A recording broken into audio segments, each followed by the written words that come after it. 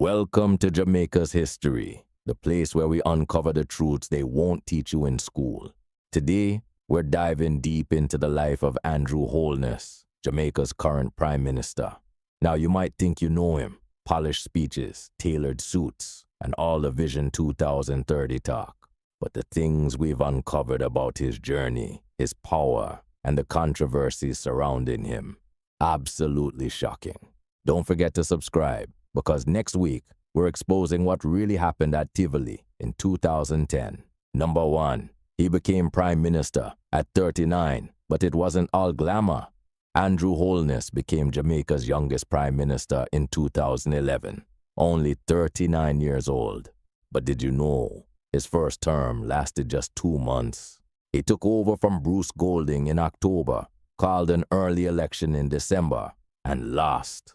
Why? Some say it was poor timing. Others believe he wasn't fully prepared for the political storm. It's a reminder that rising to the top in politics doesn't mean staying there unless you're ready for war. 2, he grew up humble, but brains was always his weapon.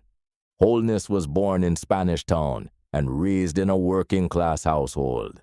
His mother was a civil servant, and his father ran a small business. He attended St. Catherine High School and later studied management and economics at the University of the West Indies. His academic background played a huge role in shaping his political path, and he's always emphasized education as the foundation of national development. 3, he was a Minister of Education before PM, but not everybody rated him. From 2007 to 2012, Holness served as Jamaica's Minister of Education.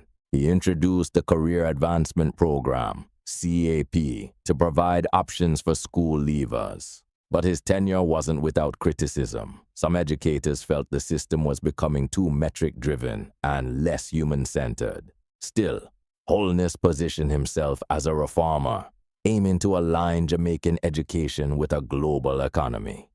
4, he's married to Juliet Holness, and they're both in Parliament. Juliet Holness, his wife, is also a sitting member of Parliament for East Rural St. Andrew. This makes them one of the few husband-wife political duos in democratic politics worldwide. Some see it as an impressive example of teamwork and shared leadership. Others raise concerns about concentrated power within a single household. Either way, it's unprecedented in modern Jamaican politics. The Holness House scandal. In 2022, public controversy emerged around Holness's upscale Beverly Hills property in St. Andrew. Questions were raised about how the property was financed, given his years in public service. Holness responded by detailing his use of savings and loans, but critics remain skeptical. The incident sparked national debate on transparency, accountability, and wealth in Jamaican politics. 6, China dealings and infrastructure boom, vision or risk.